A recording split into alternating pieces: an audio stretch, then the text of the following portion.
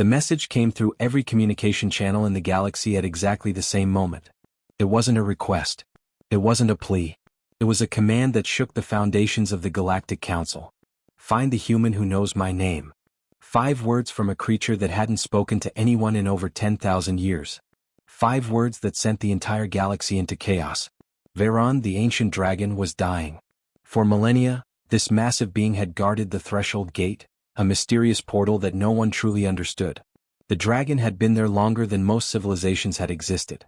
Longer than some stars had been burning. It never asked for anything. Never spoke. Never left its post. It simply existed, watching over something that everyone had learned not to question. But now, everything was different. The Galactic Council chamber erupted into confused chatter. Representatives from 100 different worlds started talking all at once. The Vrelnari delegates waved their multiple arms in distress. The crystalline Nethic buzzed with worried energy. Even the usually calm Morvithian elders seemed rattled. Commander Thelrix, a decorated officer from the powerful Althorian Empire, stood at the center platform. His 4 eyes narrowed as he read the message again. And again. It still didn't make sense. A human, he said aloud, his translator rendering his disbelief perfectly in every language. The dragon wants a human? The word hung in the air like a bad joke. Humans were the newest members of the galactic community. They'd only figured out faster-than-light travel about 200 years ago. In cosmic terms, that was yesterday. They were still figuring out basic diplomatic protocols. Just last month, a human diplomat had accidentally insulted the Krellian ambassador by offering him food during a sacred fasting period. And now the most ancient, most mysterious being in the known galaxy wanted one of them? This is madness, Thelrix continued. The dragon has finally lost its mind after all these centuries. We should send medical teams, not waste time on this ridiculous quest. But the Council's historians disagreed. Old Rinthok, who had been studying ancient texts for 3 centuries, stepped forward with trembling hands. Commander Veyron has never spoken frivolously, the old scholar said. When ancient beings make requests, they have reasons beyond our understanding. If the dragon says a human knows its name, then perhaps we should consider that it might be true. How? Thelrix snapped. How could any human know something that we don't? We've studied the dragon for thousands of years. We've sent our best linguists, our greatest minds. No one knows its true name. No one has even heard it speak before today. The scholar had no answer for that. But the order was clear. Whether it made sense or not, they had to try. Veyron was dying, and the galaxy couldn't afford to lose such an ancient guardian without understanding why. The threshold gate had never been unguarded. No one knew what would happen if the dragon died before passing on its duty. Some feared the gate would close forever. Others worried it might open completely, releasing whatever had been kept on the other side for all these years. The search began immediately. Council agents contacted every human colony, every human ship, every human outpost across known space. They sent messages to Earth's historical societies, to their military records, to their universities and libraries. They interviewed diplomats, scientists, explorers, and merchants. Have you ever encountered a dragon? Do you know anything about an ancient being named Veyron? Has anyone in your family ever mentioned a dragon's name? The answer was always the same. No, nothing. Never heard of it. Days turned into weeks. Thousands of humans were questioned. Old records were searched. Ancient human texts were examined for any mention of dragons, gates, or mysterious guardians. The human government cooperated fully, just as confused as everyone else. Commander Thelrix grew more frustrated with each passing day. He'd assembled the best investigation team in the galaxy, and they had nothing to show for it. Meanwhile, reports from the threshold gate grew more concerning. The dragon's life signs were weakening. Strange energy readings pulsed from the gate itself, as if it knew its guardian was failing. This is impossible, Thelrix told his second-in-command, Officer Prell. We've interviewed tens of thousands of humans. We've searched through centuries of their history even though they barely have centuries to search through. There's nothing. No connection. No answers. Prell, always more thoughtful than his commander, asked quietly, "What if we're looking in the wrong places?" "What do you mean?" "What if the connection isn't in official records? What if it's personal? Something small. Something that wouldn't be written down in history books." Thelrix wanted to argue, but he couldn't. They were running out of time and they were running out of options. The dragon was dying, and somewhere out there was a human who held the key to a mystery 10,000 years old. They just had to find them before it was too late. Dr. Amy Foster wasn't supposed to be working that night. She planned to go home early, maybe grab dinner with friends, forget about the chaos that had consumed the entire galaxy for the past 3 weeks. But something kept nagging at her. A detail. A pattern. Something everyone else had missed. She sat alone in the quiet archives of the Human Historical Institute, surrounded by holographic displays and ancient data files. Outside her window, the city buzzed with nervous energy. Everyone knew the dragon was dying. Everyone knew the council still hadn't found the mysterious human who supposedly knew its name. Most people had started to think it was a lost cause. Amy pulled up another search result, her eyes tired from hours of reading. She specialized in early human spaceflight history, those first few decades when humanity stumbled into the galaxy like children learning to walk. It was a chaotic time, full of mistakes and miracles and stories that never quite made it into the official records. That's when she saw it. A tiny footnote in an old database. A reference to the Keeper of Doors, in a collection of folklore from about 60 years ago. Her heart skipped a beat. She dug deeper, following the trail through layer after layer of archived materials. The reference appeared again in a different file. Then again. Always the same phrase. Always from around the same time period. These weren't official records. They were personal journals, family histories, the kind of stuff people saved but never thought was important. One story kept showing up more than the others. It was always told slightly differently, but the core was the same. A tale about Veyron the Gentle, guardian of tomorrow's door. A being who watched over a gate between worlds.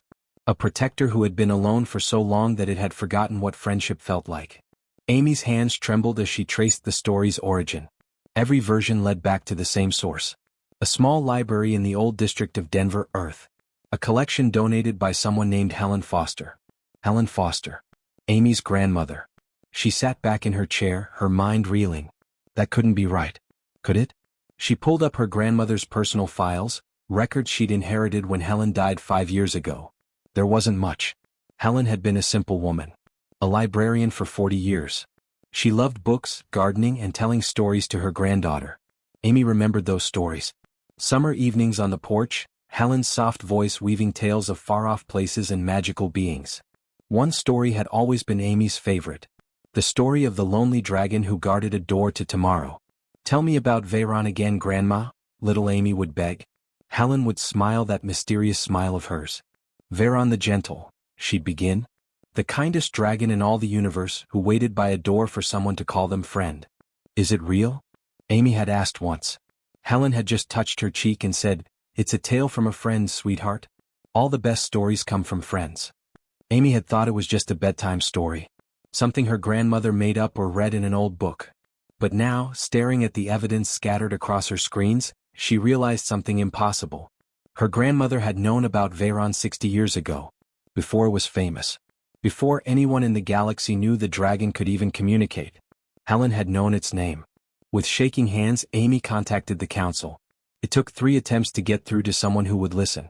Finally, a tired-sounding officer took her call. "I think I might have information about the dragon," Amy said, her voice barely steady. The officer sighed. "We've received thousands of tips. Unless you have concrete evidence. My grandmother told me stories about Veyron when I was a child. 60 years ago, she collected folklore about the Keeper of Doors. I think she met the dragon." There was a long pause. "What was your grandmother's name?" "Helen Foster. She was a librarian on Earth. She died 5 years ago." Another pause. Then, more urgently, "What's your name?" "Amy. Dr. Amy Foster." She heard rapid typing on the other end. Voices in the background. Then silence. "Dr. Foster, please stay where you are. We're sending someone to speak with you immediately." The call ended. Amy sat in the empty archives, her heart pounding. This was insane. Her grandmother was just a librarian. A kind, gentle woman who loved books and stories and never did anything extraordinary.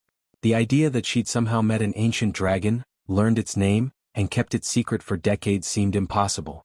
But then again, her grandmother had always had secrets behind her eyes. Little mysteries she never quite explained. 2 hours later, Amy sat in a council chamber surrounded by officials from a dozen different species. Commander Thelrix stared at her with all 4 eyes, his expression somewhere between disbelief and desperate hope. "A bedtime story?" he said flatly. "You're telling me the answer to this crisis is a children's bedtime story?" "I know how it sounds," Amy said. "But my grandmother knew that name 60 years ago. before anyone else did. She knew. The commander looked ready to dismiss her entirely. But one of his aides leaned over and whispered something urgent. The commander's expression changed. "We just received a message from the dragon," the aide announced to the room. "We mentioned Dr. Foster's name to Veyron." Everyone held their breath. The dragon responded. It said, "Bring her. Only her. She carries the memory." The room erupted into chaos. Amy sat frozen, unable to process what was happening. Somehow, impossibly, her grandmother's bedtime stories had just become the galaxy's only hope. Tom Walsh stepped through the final blast door and into the reactor chamber. The heat hit him immediately, even through the environmental suit they'd given him. The air shimmered with energy, and the massive quantum reactor pulsed in front of him like a dying heart.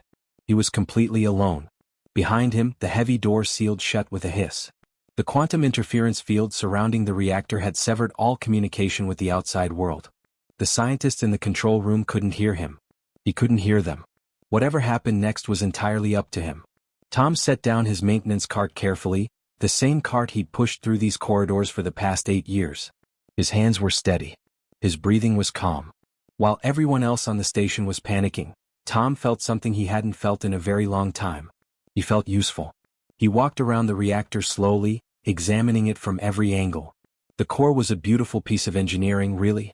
Quantum coils wrapped in containment fields, energy matrices that bent the laws of physics just enough to generate power without tearing reality apart. It should have been stable. It should have been safe. But it wasn't.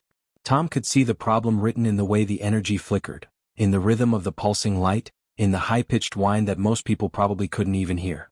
The reactor was caught in a cascade, feeding on itself, growing stronger with every second.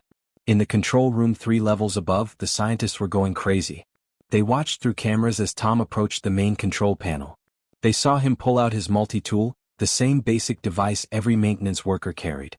They saw him start accessing the reactor's core systems. "What is he doing?" one scientist screamed. "Stop him. Someone stop him." But they couldn't. The quantum field blocked everything. All they could do was watch in horror as this human janitor started adjusting settings on the most dangerous piece of technology in the sector. "He's going to kill us all," another scientist moaned. "He doesn't understand what he's touching. Those are primary containment protocols. You can't just..." But Tom wasn't some random maintenance worker fumbling with controls he didn't understand. His fingers moved across the interface with practiced precision. He knew exactly what he was doing. Because 10 years ago, Tom Walsh wasn't a janitor. 10 years ago, he was Dr. Thomas Walsh, one of Earth's leading quantum engineers. He'd designed reactors like this one. He'd published papers that other scientists still referenced. He'd been called a genius. And then his daughter died. Lily had been 7 years old. Bright, curious, full of questions about how everything worked. Tom had promised to take her to the park that day, but he'd been too busy with an important calculation. 1 more hour, he'd said. Just 1 more hour to solve this equation. The accident happened while he was working. A malfunction in a transit system he'd never even thought about. Something simple. Something preventable. Lily was gone before he even got the call. After that, the equations didn't matter anymore. The groundbreaking research felt hollow. He'd been so focused on understanding the biggest mysteries of the universe that he'd missed the simple beauty of spending an afternoon with his daughter. So Tom walked away. He left the laboratories, the prestige, the career. He found a quiet job on a research station where no one knew who he was. He pushed a mop, fixed broken things, and found peace in work that didn't require him to think about what he'd lost. But he never forgot how reactors worked.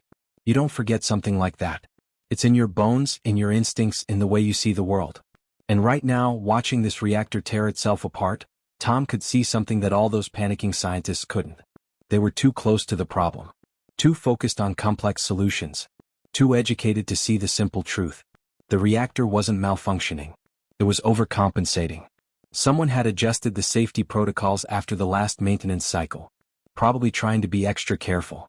Probably following regulations to the letter. But they'd made the margins too tight. When the reactor encountered a minor fluctuation, something that should have been routine, it tried to correct itself. But the safety protocols kicked in too hard. Which triggered more corrections. Which triggered more safety protocols. A feedback loop. Simple. Predictable. Fatal. Tom pulled up the safety configuration. The scientists in the control room were practically weeping now, certain they were watching their last moments. But Tom's hand stayed steady. He didn't need to reprogram the quantum matrices. He didn't need to recalculate the containment fields. He just needed to loosen 6 settings. Give the reactor room to breathe. Let it stabilize naturally instead of forcing it into an impossible state. His fingers moved across the interface. Click, click, click. 6 adjustments that any first-year engineering student could make. 6 changes that the galaxy's greatest minds had overlooked because they were too busy trying to solve a problem that didn't exist. The reactor's whine changed pitch. The pulsing slowed. The cascade stopped. In the control room, alarms went silent. Warning lights flickered and died. The scientists stared at their displays in shock. The reactor was stable. Tom picked up his maintenance cart, checked his watch, and headed for the door. His shift ended in 20 minutes and he still had the cafeteria floors to clean. Just another day's work. The silence in the control room was deafening. For a full 30 seconds, nobody moved. Nobody spoke. They all just stared at their screens, watching the reactor's readings settle into perfect, stable harmony.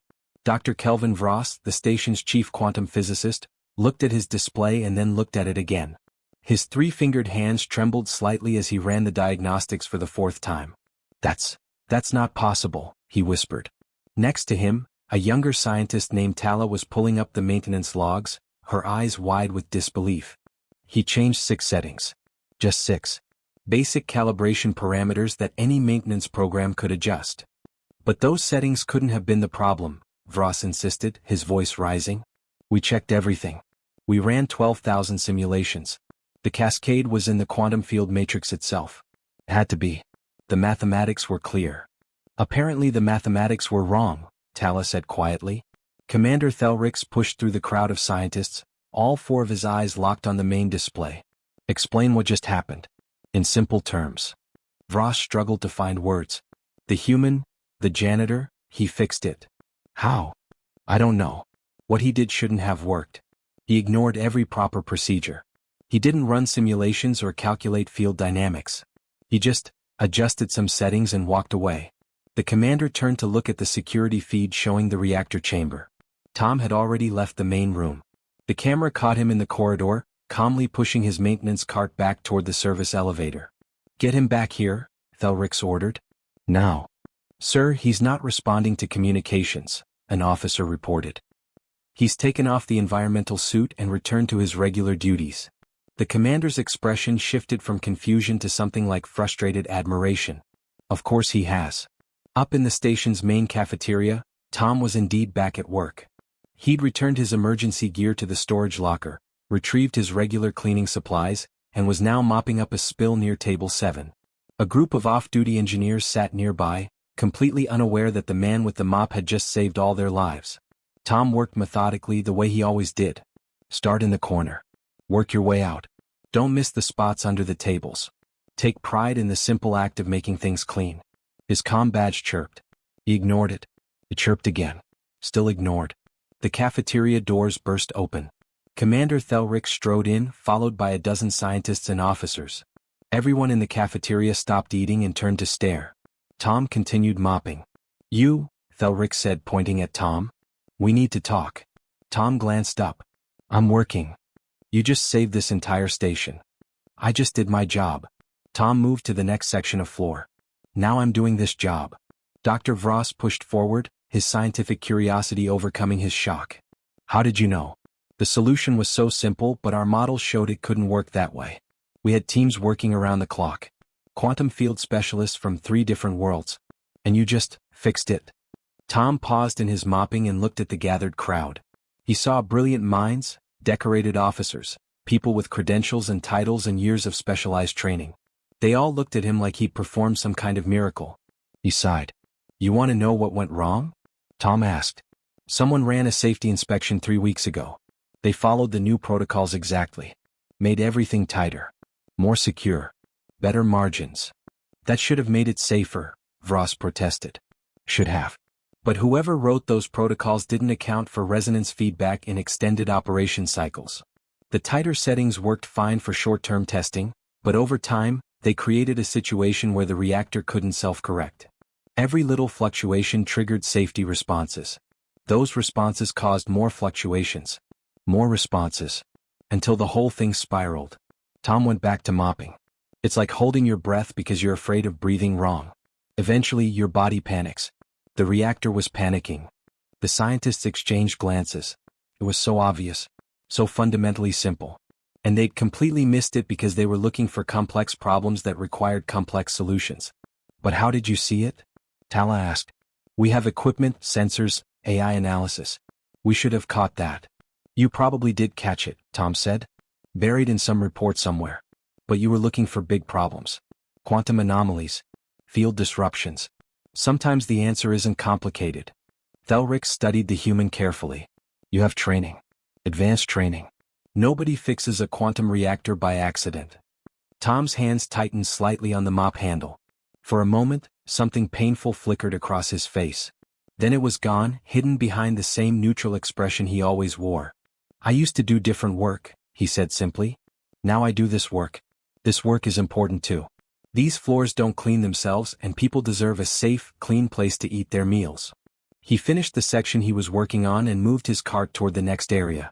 My shift ends in 10 minutes. I'd like to finish before I clock out. The commander opened his mouth to say something, then closed it. He watched Tom continue his methodical cleaning, treating it with the same focus and precision he'd just applied to saving the station. Let him work, Thelrix finally said to his team. We'll talk to him tomorrow. But as they filed out of the cafeteria, everyone knew the truth. Tom didn't want recognition. He didn't want rewards or promotions or his old life back. He'd found his place in the simple work, in the quiet dignity of making things clean and right. Sometimes the person who saves the galaxy just wants to finish mopping the floor. The news spread through Zenith Station like wildfire. Within an hour, everyone knew. The janitor had saved them. The quiet human with the mop and the cart had walked into a reactor core that the galaxy's best minds couldn't fix and solved it in minutes. The cafeteria filled up fast. People wanted to see him. Thank him. Understand him. Tom just kept cleaning. By the next morning, the station's main plaza had been transformed. Banners hung from the ceiling. A stage had been erected. Representatives from a dozen different species gathered, dressed in formal attire, ready to honor the hero of Zenith Station. Tom showed up in his maintenance uniform, carrying his coffee in a worn travel mug. Commander Thelrix stood at the center of the stage, holding a medal that gleamed under the lights. It was the Star of Valor, one of the highest honors the Galactic Council could bestow. Behind him, Dr. Vross and the other scientists waited with contracts, offer letters and promises of research positions. Tom Walsh, the commander began, his voice booming through the speakers. You have performed a service beyond measure. You saved 17,000 lives. You prevented a catastrophe that would have destroyed this entire system. On behalf of the Galactic Council and everyone on this station, I present you with... No thank you, Tom said quietly. The plaza went silent. Thelrix froze, the medal still in his outstretched hand. I'm sorry, the commander said. I appreciate the thought, but I don't want it. Tom took a sip of his coffee. I did my job. Same as I do every day. But this is the Star of Valor, Thelrix said, confusion clear in his voice. This medal has only been awarded 23 times in the past century. It comes with honors, recognition, a substantial monetary reward. Don't need it, Tom said. Got everything I need. Dr. Vross stepped forward, clutching a data pad. Then perhaps you'd consider returning to research? I've been authorized to offer you a position as Chief Quantum Engineer. Full team, unlimited budget, your choice of projects. You could revolutionize the field. Think of what you could accomplish. For a moment, something flickered in Tom's eyes. A ghost of the man he used to be. The scientist who dreamed of unlocking the universe's secrets. Then it faded. I'm good where I am, Tom said. But why? The question burst from Tala, the young scientist who couldn't contain her confusion anymore. You're brilliant. You could be leading research teams, solving galactic problems, making history. Why would you choose to clean floors? Tom set down his coffee. The plaza was packed with people now, all waiting for his answer. 10 years ago, he began slowly, I was Dr. Thomas Walsh. I had credentials, grants, research papers. I was working on quantum field theory that could have changed everything. I was important. Busy. Always one equation away from the next breakthrough. He paused, and the pain in his voice was unmistakable. I had a daughter, Lily. She was 7. Smart as a whip, always asking questions. One day she wanted me to take her to the park. Just a couple hours. But I was working on something important. A calculation that couldn't wait. So I said later. Just one more hour. The plaza was completely silent now. She died that afternoon. Transit malfunction. Something simple. Something that better safety protocols could have prevented. Tom's voice remained steady but barely. I was solving complex equations while my daughter died because someone overlooked something basic. He looked around at all the faces watching him. Scientists, engineers, officers, all brilliant people doing important work. After that, the equations didn't matter anymore. The breakthroughs, the recognition, the career, none of it meant anything. I'd spent so much time trying to understand the biggest mysteries of the universe that I'd forgotten the simple things. The important things. Tom picked up his coffee again, grounding himself in the familiar weight of it. So I left. I found work that's simple. Honest. Work where I can see the results at the end of every day. Clean floors. Fixed equipment. Safe spaces for people to live and work. That matters to me now. That gives me peace. He turned to face Commander Thelrix directly. I know you mean well with all this. But I'm right where I need to be. I don't want medals or positions or to be special. I just want to do my job and go home at the end of the day knowing I made someone's life a little bit better. Even if it's just giving them a clean floor to walk on. Thelrix slowly lowered the medal. For a long moment, the hardened military commander just looked at this human who'd refused everything the galaxy could offer. I understand, he said finally with genuine respect in his voice. The ceremony disbanded quietly. People filed out, many of them looking at Tom with new eyes. Not with pity but with a strange kind of reverence. The story spread far beyond Zenith Station. It became one of those tales that gets told across the galaxy, passed from species to species. The human janitor who saved a station and refused to be a hero. The Galactic Council took notice. They established something they called the Walsh Protocol. A simple guideline that seemed obvious but apparently needed to be written down. Never assume you understand a human's capabilities based on their job title. Respect the individual regardless of their role. Value the work they choose to do. Because sometimes the most capable person in the room is the one cleaning it. That evening, Tom was back in the cafeteria, mopping the same floors he'd cleaned 1,000 times before. The dinner rush had ended, leaving behind the usual mess. Spilled drinks. Dropped food. The chaos of people living their lives. He hummed an old song as he worked. Something his daughter used to like. The melody was simple, peaceful, a reminder of better days. A young engineer stopped on her way out, watching him work. Thank you, she said quietly. For everything. Tom looked up and smiled. A real smile, small but genuine. Just doing my job, he said. And he meant it. Because sometimes the most important person in the galaxy is just a janitor making sure everyone has a clean, safe place to come home to. And that was perfectly fine with Tom Walsh.